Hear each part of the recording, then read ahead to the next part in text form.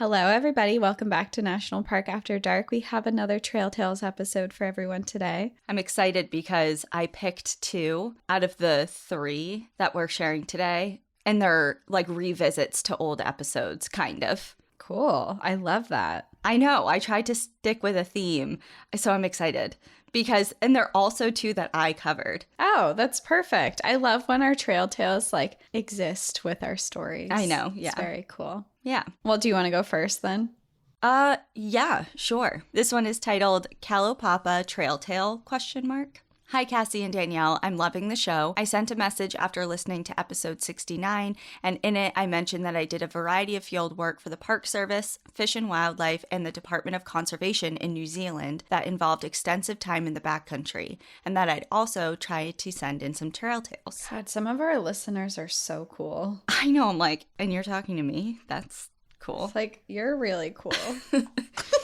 Well, right now I'm sitting on a 6-hour layover in Newark while flying from Oregon to Edinburgh, and I'm listening to the episode on Kalaupapa. One of my jobs with the Park Service included during a survey for the Hawaiian ore bats, which also happened to take me to Kalaupapa for a couple months. So they just keep getting cooler. Just wait. Yeah. When I was there was only about 13 patients remaining, and I had to get permission from the Patients Council and the CDC along with the Park Service in order to be able to live in the historic park even for that short amount of time. Access to the park has always been restricted to day trips as part of a tour group for the general public, so to be able to stay in the park is a real rarity. So rare that they even put up posters of me around town so people would know who the stranger was and why I was there. Imagine it's just like, hi! It's me. Like, don't be alarmed. Right, yeah. The place itself now does seem like a paradise, but I understand that wasn't always the case. The peninsula is about 2 miles long by 2 miles wide, and previous to it being used as a place for people suffering from Hansen's disease, it had been a place where Native Hawaiians had settlements, and as you know, during its height, there were 10,000 patients on this small peninsula. This means that every square foot of this place was lived on by many generations of people. You do get the sense that spirits abound, and that you literally can't take a step without potentially turning over the remains of people that once inhabited the region. My first night there, I went to the bar, quote unquote, which was a roof with 3 walls, a few tables, and a counter with a fridge behind it that had 2 kinds of beer. I got a bottle of Heineken and sat at one of the tables. At the table next to me were a couple of people playing cribbage. The bartender, I believe Yusina, who the bar is named after, came over to see how I was doing. I said I was doing well, and then I mentioned I grew up playing cribbage with my dad. They encouraged me to see if I wanted to play. I waited until they finished their game. One of the players got up and said bye, after which I went over and asked if the person remaining wanted to play. She said yes and told me to sit. It turns out that I was playing with Auntie Gertrude Seabury, who was one of the few remaining patients. I'm just going to describe Auntie Gertrude's appearance when I met her. She was missing most of the cartilage from her nose, making it almost flat against her face. Her lips were nearly gone. She was missing all of her fingers from the first knuckle down. She was missing 1 foot from the ankle down, and her other from the knee down. She was supposedly blind, but I don't believe that. Needless to say that despite me being an exceptionally good cribbage player, she could count her points as fast, if not faster than I. She was sharp as a tack, quick to laugh, and generous to those around her. I gave her a good series of games and ended up getting invited to poker nights for the rest of my stay. When I went to Kalaupapa, it was a time when I was feeling quite sorry for myself, divorce, etc. But after meeting Auntie Gertrude and realizing that here was a person whose body had been wrecked by this disease, almost everyone she knew had passed away, and yet here she was, still laughing, generous, and still living her life as fully as she could. It really helped put things in perspective for me, and I felt silly for ever feeling sorry for myself. I was sad to learn that Gertrude passed away less than a year after I left. There is so much about this place that is so powerful. Just going on a walk through the bush, you would stumble across rusted out old cars, a random chimney with nothing else around it, a random stairway to nowhere. It was very surreal and almost felt like something out of a TV show. The last thing I'll add is the lighthouse. They say whoever was the lighthouse keeper was the loneliest person in the world. They couldn't mix with the general population since they didn't have leprosy, but they couldn't leave or mix with outsiders due to them potentially being exposed to leprosy. So they were kept in strict isolation in a fenced-in area around the lighthouse and living quarters. In fact, the lighthouse itself was in a site that was a graveyard for the old native Hawaiian settlements, giving it an extra air of supernatural power. This life of solitude resulted in most of the lighthouse keepers ending up jumping to their deaths from the top of the lighthouse. I know. Not very uplifting, but interesting. Climbing to the top of the lighthouse has always led to beautiful views, but also a bit of superstitious concern. This isn't really a trail tale, but I thought I'd share some of my experience with this wonderful place. I'll attach a notice about Auntie Gertrude from when she passed. Thanks again for the podcast and keep up the great work. Next time, I'll try to share an actual tale from the trail. Thanks again, Matt. That's like the most trailless tale-y tale we've ever had. That's a trail-y trail for sure.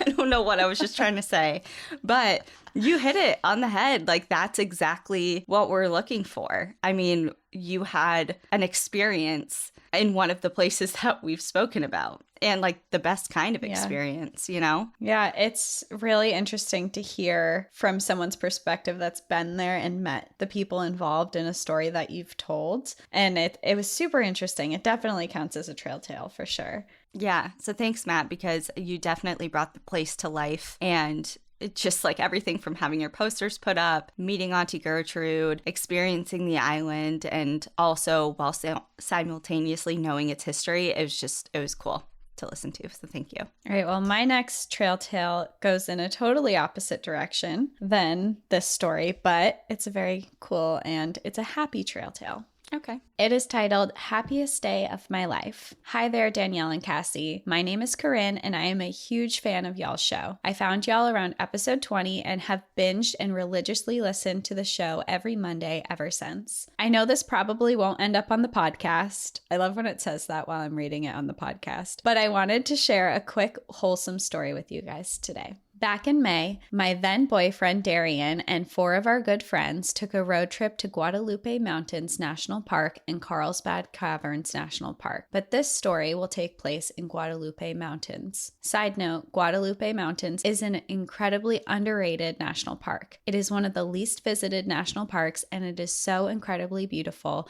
for the area of Texas it is in, with everything from tall granite desert mountains to lush forests. Highly recommend if you haven't made the trip out there yet. Don't give Cassie any ideas. I'm like adding it to the list. She's like giving me the side eye. Like, when are we going to Texas? It's underrated and it's beautiful and not visited very much. Her eyes are just like getting wider. I'm like, as they're describing it, I'm like, what else is there? We haven't done anything there, have we? Because we've done Big Bend. We've done Big Bend. We haven't told a story in Guadalupe. Yeah. It'll happen for sure. I was really close to Guadalupe once when I was in White Sands. And I say really close, but it was still like, I think it was like 2 hours or something. And I wanted to go, but we had a really long road trip.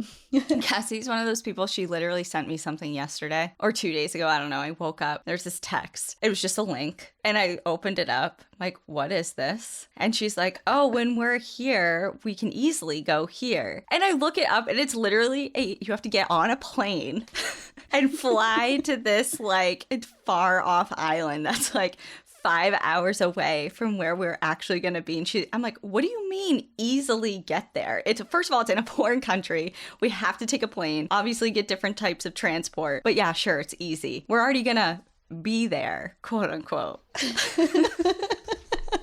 We're already going to be in the area, and there's only one plane that goes to this specific island. So it just makes sense to... Yeah. All right, anyways. On the morning of May 31st, we got up at the crack of dawn to summit Guadalupe Peak. It was an 8-mile round-trip hike with a 3,000-foot elevation gain. I have some experience hiking mountains in 14ers, but this hike was truly a kick in the ass compared to some other hikes I've been on. Every mountain hike I've done, I've gotten pissed and cried at least once, and this trip was no different. Thankfully, Darian was incredibly patient with me and nothing but encouraging the entire way up. One thing to note about the this hike as well. There are quite a few high exposure moments where if you trip and fell, that would be the end of it. So that, coupled with my fear of heights, stressed me out quite a bit. Again, with Darian by my side the entire time. About 5-ish hours later, we finally made it up to Guadalupe Peak and to the Mail Outpost monument at the top. I made it a point to hurry my butt up there to touch it first, and Darian wasn't far behind me. I got swept up in the typical euphoria of finishing a really hard hike like that and totally was not paying attention to the people or my friends around me. When I finally did turn around to ask for the classic top of the hike picture, I turned around to find Darian down on one knee. Immediately, I'm bawling like a baby, laughing, and totally on cloud nine. He does his speech and asks me to marry him, and I, of course, say yes. Unbeknownst to me, his parents had hiked up ahead of us by an hour to surprise us with a bottle of champagne at the top. Because I was high on serotonin, I took the bottle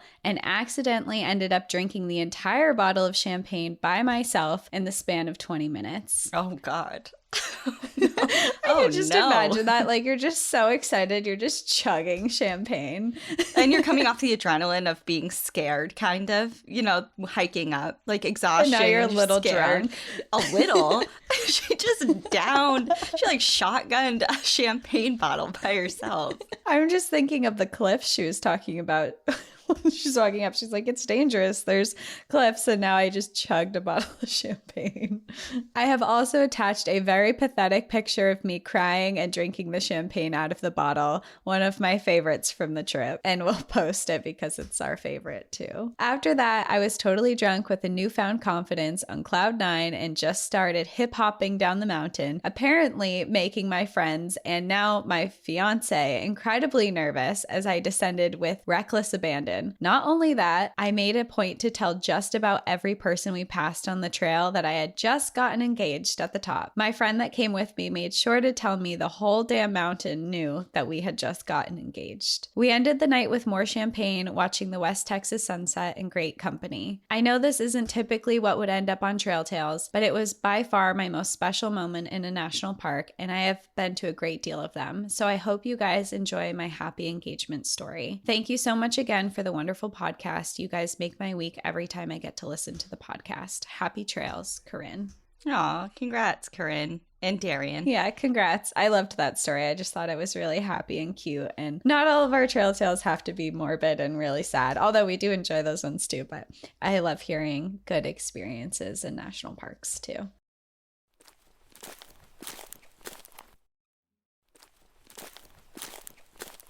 Well, I have a good one that also involves crying. Oh, we love crying. I'm currently a huge fan of crying. Like, we cry all the time. I cry all day, every day. And maybe one of these days it'll be happy tears. But for now, we're going to talk about, okay, so this title is Move Over Tom Cruise. This one is about my danger zone. I like it already. Hi, ladies. First of all, I discovered your podcast a few months back as I was searching the depths of Spotify for something to hold me over while waiting for my other favorite ladies to drop an episode. It is truly such a pleasure to listen to your wisdom and genuine passion for the outdoors. I grew up in a small resort town in the Rocky Mountains, and I moved back home just before the pandemic started. This meant that I spent my unemployment exploring the backcountry that could be found right in my backyard, and I developed a deep emotional connection to hiking. Cut to the spring of 2021, and I got a text from a friend saying, I reserved a permit for us to backpack the 4-pass loop in the Maroon Bells July 13th to the 16th. And that was that. My big adventure of summer of 2021 was set, and I was consumed with excitement. This would be my first multi-night trip, but I had averaged about 30 miles a week the summer before and was very confident in my hiking abilities. The date came quicker than I was able to plan. I was scrambling to play Tetris with my new Gregory pack, and I eventually crossed the trailhead with well over 50 pounds on my back and little to no training for the season. Yes, that's right, ladies. I was not prepared. The first day was a blur. We watched the sweltering sun slowly transform into dark clouds that showered us with freezing rain into the evening. We camped just below the first pass, about 6 miles counterclockwise into the loop, far higher than the mid-July temperatures could reach, and I was frozen stiff. We awoke the next morning to frost on our bear cans, and we continued upwards as the fog danced over the ridgeline. We covered 2 passes this day and set up camp as the sun was peeking through the sky to warm us up later that afternoon. Now the isolation was starting to get to me and my social anxiety was climbing as my friends were clearly more athletic than I was for these summits. I regularly took up the back of the group and I would break often. I couldn't find my pace and I was hurting. I decided to eat a gummy and let myself drift off to sleep before another big day. Spoiler, that's not what happened. The THC kicked that anxiety into overdrive and I didn't sleep a wink, obsessing over how the world was continuing without me back home. Not only that, but another night of dropping temperatures creeped up through the inflatable pad and into my sleeping bag. All of this combined made the third day the worst one. We were making our way towards Trail Rider Pass. I had the same confidence in myself as you feel reaching a fall summit, and I apologized to my friend's girlfriend no less than 300 times for the amount of small breaks I had to take. We reached a shelf in the climb, and after a quick photo op, I gazed upon the final ascent. After a stroll through a meadow that lined a small alpine lake, the trail veered left and shot right up the side of the mountain. I took a deep breath, and my first step of many that I began counting to take my mind off the physical strain. 1 and 2 and 1 and 2, I whispered to myself as I slowly made the climb. The breaks I took were frequent, which made starting again that much worse. Fellow hikers on the busy trail assured me that they found this tougher than the CT in an attempt to crack a smile and motivate me. The anxiety was bubbling in my chest as my friend Dallas reached the summit and took his pack off, a good quarter mile ahead of me. His girlfriend Megan stuck by me as I began to tremble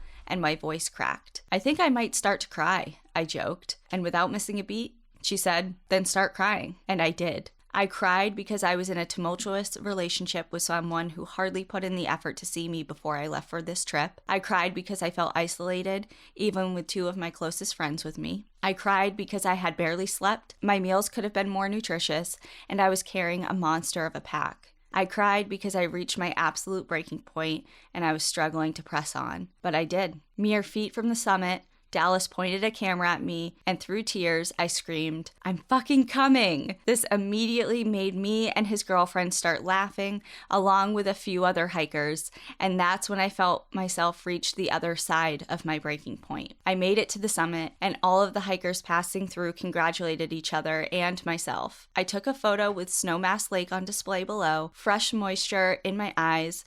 I sat for a moment and cried again because I did press on. As someone who eats, praise, and loves the outdoors are what showed me my limits, not just physical, but spiritual, emotional, and mental. Trail Rider Pass beat me, laughed in my face, and ultimately cleansed me. I was carrying something dark with me on that trip that I just couldn't shake, but Trail Rider shook it. The remainder of the 4-pass loop was so deafeningly silent. For the first time in my life, my body felt still, aligned, and quiet, even as the final feet to the car were loud with pain and yelps of excitement. We stopped in Aspen for a sandwich, and nothing has ever tasted quite as good as that Italian sub. Shout out to the Grateful Deli. I'm sorry this was long, but I do hope it somehow mirrors your own experiences back to you as you read it, whether into a microphone or just to each other. Much love, Hannah. P.S. Yes, I cried again as I wrote this. We love it. I loved that story because I feel like I can relate. I do like feel like that was a mirror a little bit because I do feel healing and cleansing in the outdoors. And I haven't had that exact experience as far as like being on an overnight and just getting your ass kicked and then you just like want to cry. But I've definitely been in that like emotional breaking point that you're like, this is it. Like I feel myself about to just lose it. And then all someone has to do is to just be like, look at you the right way or hug you or say, like, give you permission to cry. And you just like absolutely just floodgates open. And then somehow through that, and then like getting on the other side of that, you get your shit together somehow and it feels so good. It's like you have this release. Yeah. And I just love that this release and the healing happened in the outdoors. And I'm pretty sure, you know that picture I have from the antique store that Ian and I have hanging in the house? And it's the woman on horseback and she's looking out over the water, and I was like, where is this? And I asked people, like, this was literally like over a year ago. I posted it. I remember that. I'm pretty sure that's Snowmass Lake. I think it was too. I'm pretty sure someone told us that it was that. Yeah. You said, wow. Oh, wow. Yeah. Yeah, so for anyone who doesn't know, I have a picture. Ian and I were antique shopping when we first got here to Washington, and this picture caught my eye. It's a black and white photo of a woman on horseback at the edge of a lake with mountains in the background, and it was just so beautiful. So I picked it up and we hung it on our wall, and I'm like, God, I have no idea where this is. You know, it's clearly out west somewhere. I just didn't know where. And so I took a picture of it and posted it. And I was like, does anyone know where this is? And actually, one of my college friends who now I'm pretty sure lives in Breck, and he's a professional skier, he was like, that's Snowmass Lake. Like right away, he's like, that's Snowmass Lake. Knew exactly where it was. Yeah. So that's funny that there's a little connection there too. So I'll post her picture because she did send her post-cry picture. So I'll post that, but I'll also post a picture of the picture I have. This week's Trail Tale is gonna everyone submitted crying photos. I know, yeah. I swear that's my last cry story.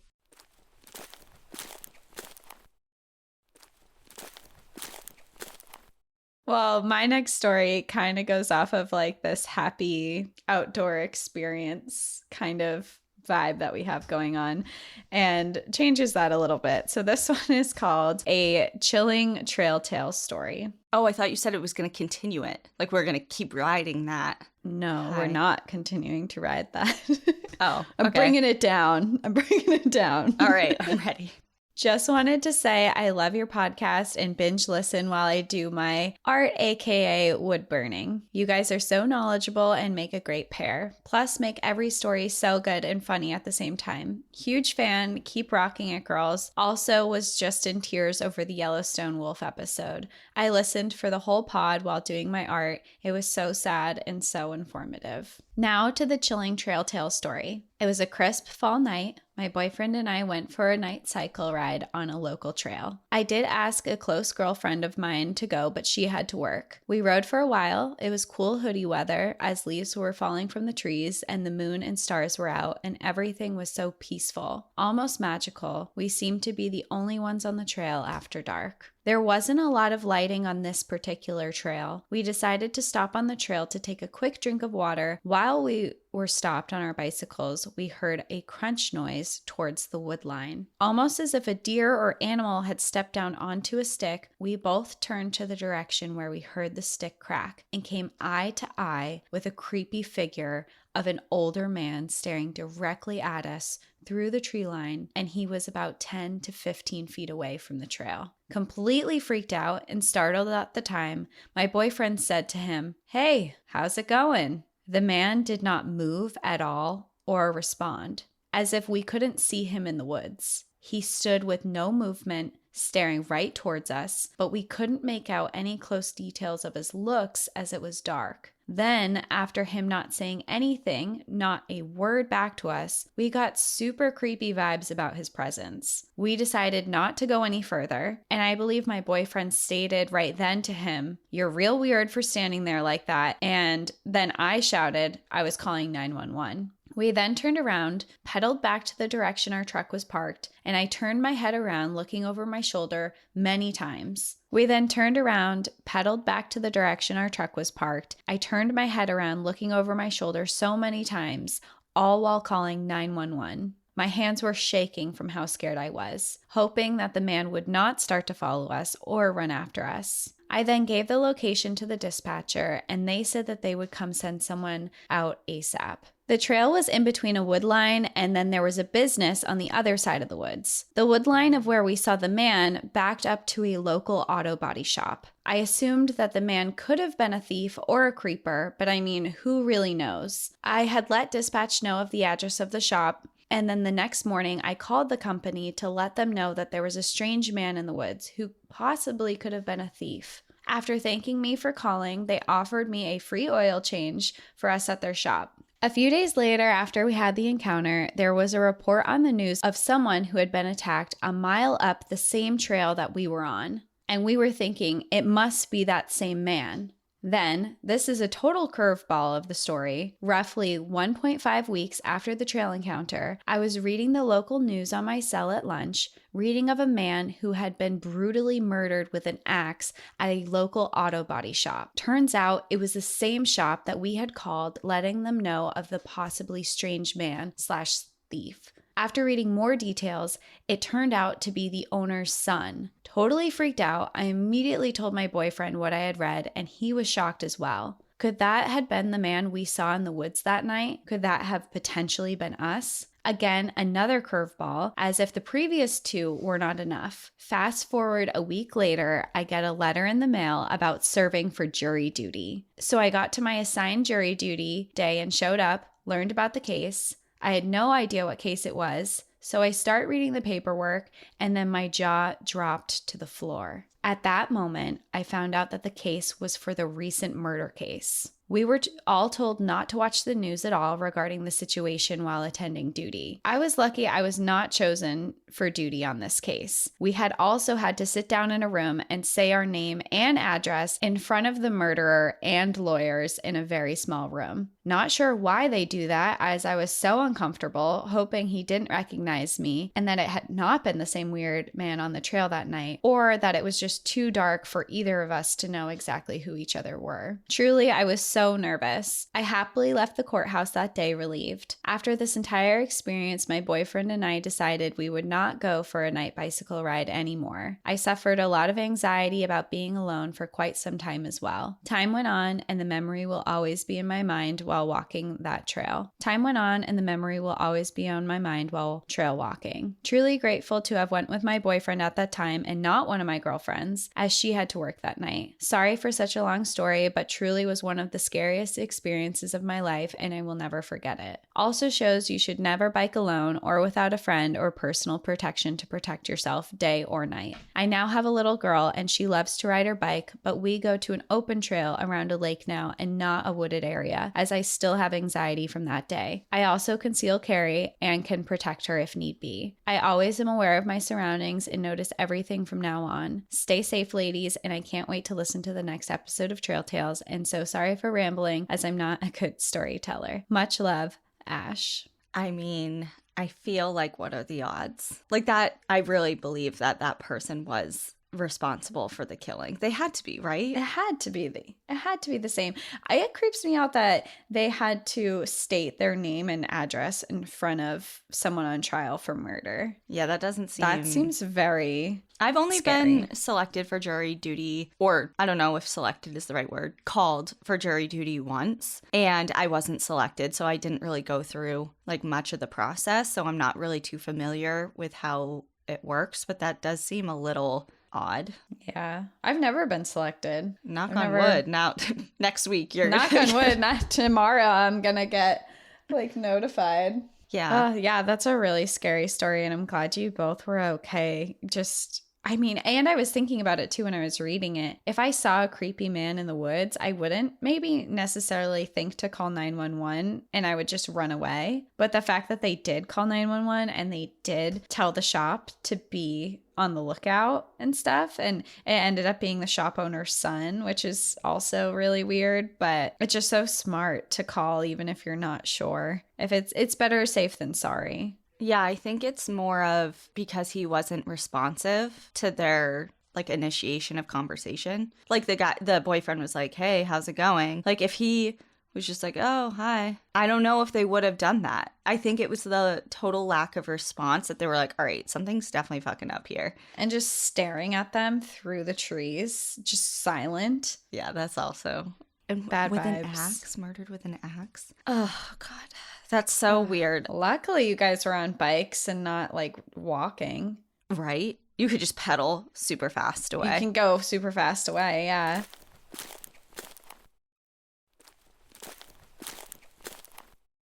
Okay, so my next story is also a revisit to an episode that I did. I have no idea what episode number it was, so you're going to have to search for it if you haven't listened to it yet, but it's about Burke and Hare in Holyrood Royal Park was the episode. Cool. In Edinburgh. And this one is titled Stories from Edinburgh. Hey, I just started listening to your podcast a few months ago and I'm really loving it. I'm a history student here in the UK at the University of Edinburgh, and I just listened to your episode on Holyrood Park, which was super fun. I hope this isn't too forward, but I'm also a tour guide at one of the historic sites here in Edinburgh, and I've had the opportunity to study our local history as part of my degree. So I thought I might pass on a few photos and bits I've picked up. I can also see the peak of Arthur's Seat from my kitchen, so I'm taking that as authority too. Not too forward at all. You're the expert. I just read about it online. You're there. I'm looking at a flight right now. You're living there. You're studying We're there. ready. So you are the authoritative figure in this situation. We're booking a flight right now. No, we're and not. Getting a tour. No, we are not. Someone rein her in, please. Okay. She booked up my entire next year of life. Okay. So someone put a stop to her. I can't be stopped. First of all, Holyrood Park has always been a place for the supernatural. It's quite strange to have the remains of an active volcano in the middle of a city, after all. You mentioned the prevalence of witch trials in Scotland during the 16th and 17th centuries in the podcast, but Arthur's Seat was also given a connection to fairies during this period. In 1572, Janet Boynman claimed she visited fairy-like supernatural entities underneath Arthur's Seat, possibly in a cave, claiming to speak with figures including King Arthur himself. These individuals would have likely been Catholic, as this was post-Reformation Scotland, where superstitious, quote-unquote, Catholic practices such as prayers for the dead in purgatory would have been punished, as the Scottish Church tried to abandon folklore practices as much as possible. Fairy stories are often connected with music, which Edinburgh also continues the trend of. There is a tale of a piper sent down a secret tunnel between Edinburgh Castle and Holyrood Palace, situated right next to the park, underneath the Royal Mile. At some point, the piper stopped playing his music that the soldiers on the surface below were using to follow him, and he was never found again. This is a common story, however, across southern Scotland and northern England, so I'm not too sure of its historical accuracies. Going back to the witch trials, I think it's also important to note that one of the biggest trials of this period took place at Holyrood Palace. The North Berwick Witches, a seaside town about 30 minutes by train east of Edinburgh, were accused in 1590 of attempting to kill King James VI of Scotland, son of Mary, Queen of Scots, and his new wife, Anne of Denmark. I won't go too much into the history, but James played a very important role by actually engaging in the interrogation of one of the accused, Agnes Sampson, himself, a very unusual thing for a monarch or even nobility really to be involved in. Agnes was taken to meet the king, who commanded she be shaved and searched for a witch's mark, a mark on the body where you were believed to have been kissed by the devil or suckled by a familiar, usually in the genital area. She was eventually found guilty for the crime and sentenced to death. In Scotland and Europe, the crime of witchcraft was deemed heresy, for which the punishment was burning at the stake, different to English trials, including those held in Salem, where it was seen more as a criminal offense with a sentence of hanging. Many now claim to see Agnes in Holyrood House, but I'm not too sure about that. James went on to be involved further when he wrote Demonology in 1597, which is basically a huge academic discussion of the supernatural world. The work went on to influence the 1604 Witchcraft Act, as well as subsequent trials such as the Pendle Witch Trials and infamously Shakespeare's Macbeth, which was produced when James became King of England. I've actually had the opportunity to go see the coffins, and the coffins are what we discussed in the episode. And for anyone who is looking to go see them for themselves, it's actually really surprising that they are not really on display. In the Scottish History section of the Natural Museum of Scotland on Chambers Street, they are really hidden away down a small corridor to the back. This was a few years ago that I got to see them, so they may have moved, but it's absolutely worth seeing for yourself how small and delicate they are in real life. Recently, I also had the opportunity to go to the Anatomical Museum, where the skeletal remains of Burke are usually held, which is usually closed off to the public post-pandemic, as it's been a really interesting point of discussion over the display of human remains, particularly as we don't know where or who many of the artifacts have come from. Many of the items, however, are still used by current anatomy students here at the university. Burke is actually currently on display at the National Museum of Scotland as part of a loan with the Anatomical Museum this summer. Finally, and sorry to go on a bit, the University of Edinburgh actually still has a fully functioning anatomy lecture theatre. It's situated in the old medical school, and although isn't the one that Knox would have been familiar with, the medical school was built in the 1880s. It's still an amazing experience to be in. Pre-COVID, actually, many of our lectures were actually held in this room, and it is still being used now by first and second year students. I've attached a recent picture for you to have a look at, as well as the old college where the autopsies would have taken place. There are so many more stories about Edinburgh, literally around every corner, so I do hope you guys get to visit us here someday. P.S. I'm also super excited to start your episode on the Yorkshire Dales, as I'm originally from there. There are some really interesting cases about the bodies of 2 women who were found. The first is a semi-solved case from the west in the Yorkshire Dales National Park, and the second is still an ongoing investigation, I believe from the North York Moors National Park, if you wish to return there. Kind regards, Melissa. So I love someone with just like a passion for history, and you got it, for sure. I love that you took so much time to really explain a lot of the history there, because it was such an interesting episode too. So to hear more follow-up on it and firsthand experience there is really cool. Well, location with such history, I mean, literally she said around every corner, and it's true. You know, dating back to like the 1400s and even further, it's hard to not find somewhere that has a bunch of different stories. So to just narrow it down to one for that one episode was difficult. So I'm glad, I was really happy to see that someone had written in with more information about the area, because it does have so much, and someone who especially is becoming an expert on the area, like professionally, and not just someone who thinks it's interesting online like me. So yeah, thank you for writing that in. You know what's really cool too? What? While you were reading the story that they submitted to us, someone tagged us in their story at the museum, and they put the coffins from Arthur's Seat and posted it and tagged us in it while you were reading that story. Just now? Yes, right now. God. What are the chances? Stop. What are the chances? It's just so funny. And my first Trail Tales that I was talking about, the Kalaupapa one, he said he was on a layover to Edinburgh while he was writing that story. All I know is that this is all pointing signs, and I looked up flights, and they're not that bad flying out of Boston.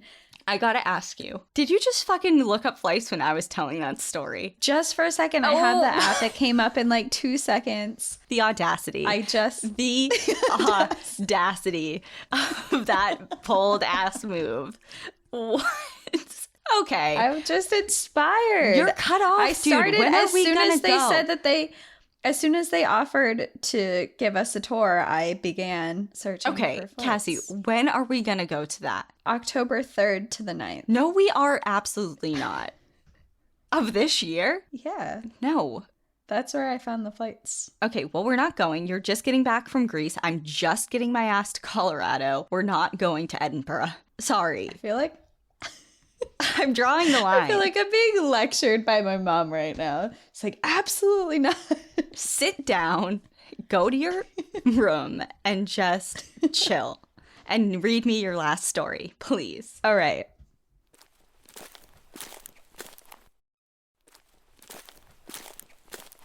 My last story is a happy one as well.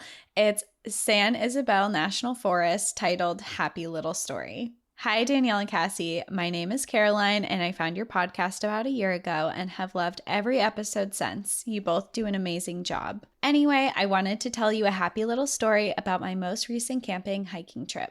I just finished my 4th year at University of Nebraska, and my boyfriend and I were doing a summer trip.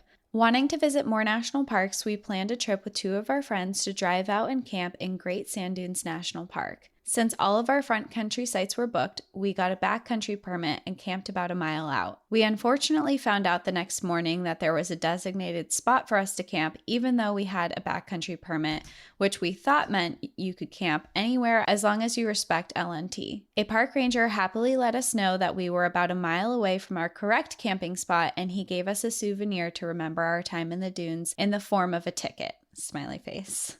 Apart from that, the sand dunes were amazing. I saw more stars than I've ever seen in my life, and I convinced my friends to stop at the UFO watchtower, of course. After leaving the sand dunes, we headed north to camp outside Leadville. We were going to get an alpine start the next morning to hike Mount Elbert, the tallest peak in Colorado, which is the San Isabel National Forest. I consider myself pretty in shape, but I got mono about 2 to 3 weeks before we had planned this trip. I got the go-ahead from my doctor to hike, but she told me to take it easy. I warned my friends of this beforehand and just let them know that I would need more frequent breaks since we would be hiking to the top together. 4 a.m. rolls around and we get started on our hike. I peeled off my layers quickly and 2 of my friends took the hiking as fast as we can approach. My boyfriend, being the most experienced of all of us, told them that we were going too fast. Our hike was about 10 miles round trip with about 4,500 feet of elevation gain. So this was a slow and steady complete the race type moment. As we started hiking farther, the 2 girls with us would get way ahead of my boyfriend and I and then stop, wait for us to catch up just to take off hiking again the same fast pace, also known as the bitch stop.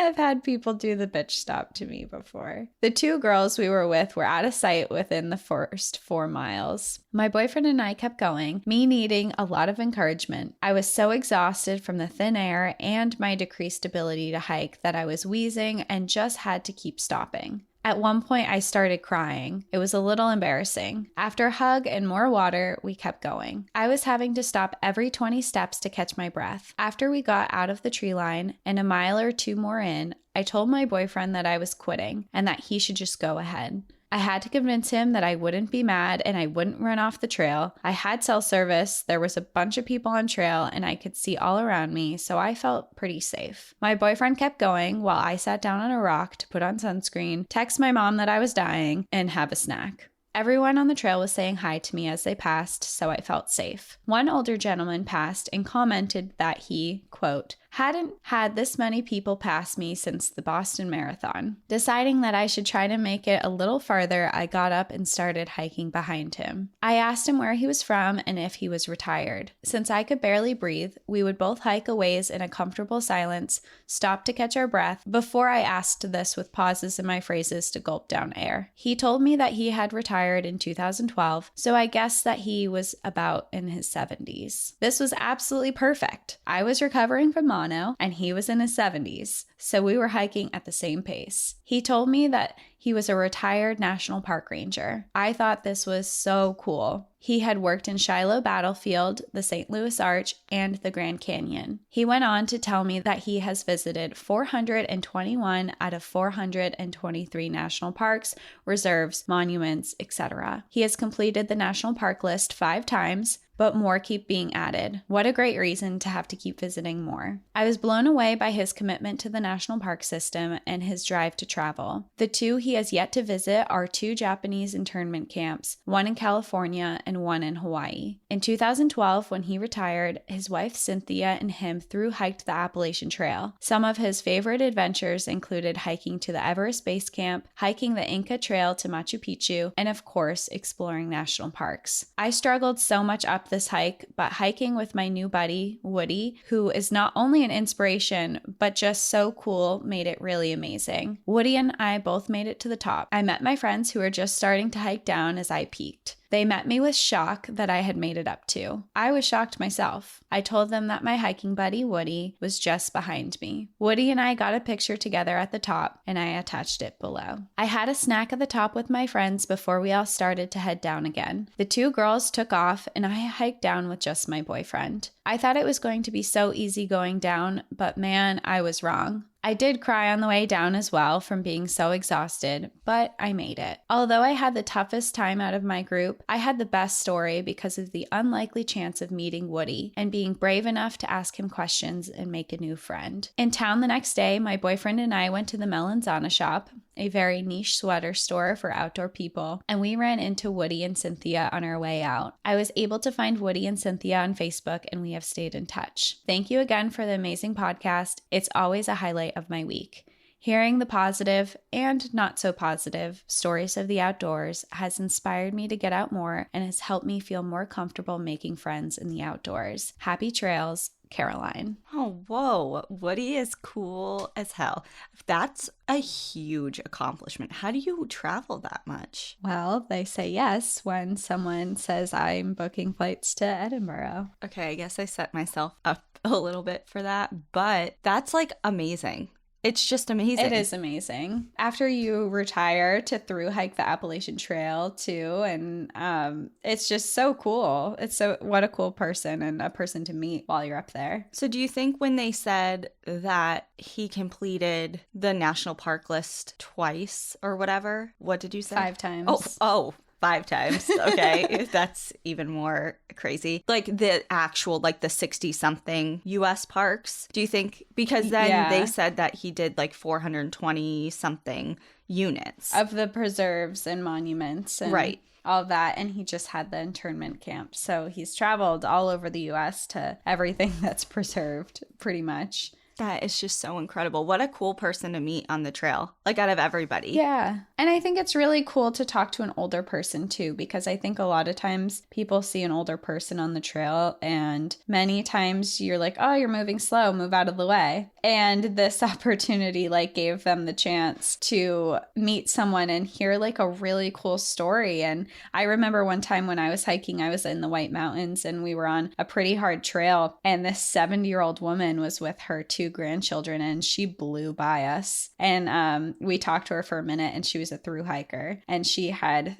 through hiked like the PCT, the AT, and had done all this stuff. And just in the brief conversation we had with her, we're like, you are so cool. You are way cooler than us. So I just think it's awesome when people take the time to actually speak with older people who are out on the trails, because they're out on the trails because they're cool and they're badass. And even if someone's moving slower, like they're way cooler than you probably. And they're likely way more experienced, clearly, like Woody was. And I just think it's really cool that she aligned out of all people with that particular person. Like she needed a little boost and inspiration. And like, yeah, I know it was a good match at the time because he was a little slower and she was sick. But also I think it was a cool connection to make just for like pure encouragement other than matching a physical level at the moment, you know? Yeah. I loved the mention of Melanzana too, because Melanzana is just like the Leadville store. Everyone just goes to Leadville to go to Melanzana and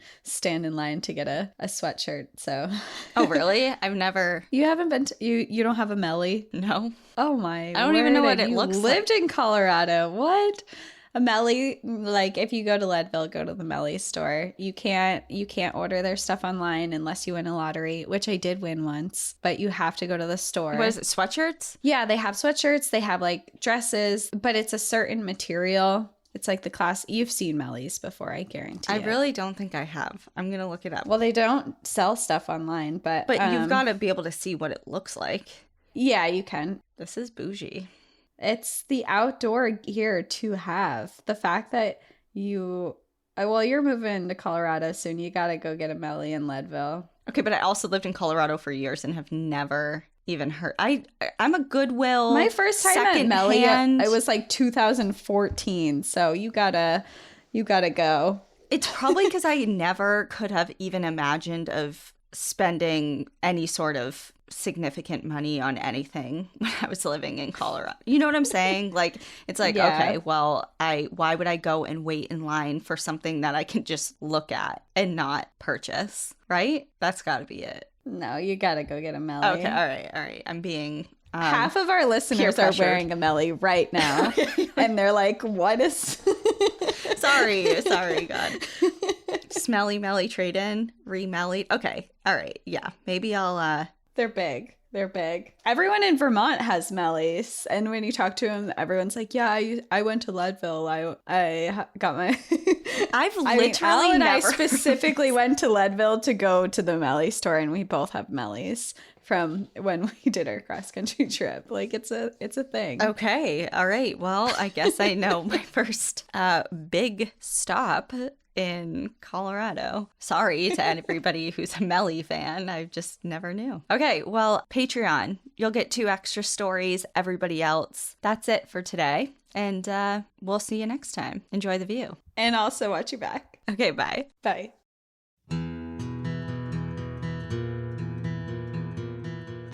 Thank you for joining us again this week.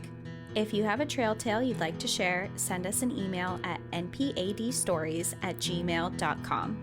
Follow us on Instagram and Facebook at National Park After Dark and on Twitter at NPAD Podcast. Become an outsider by joining our Patreon, where you'll gain access to monthly bonus stories and exclusive content. And remember, when you support our partners, you're supporting our show.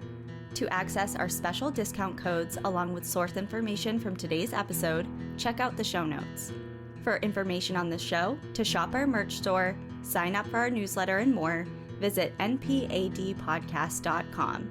And if you're enjoying the show, please rate, review, and subscribe wherever you listen to podcasts.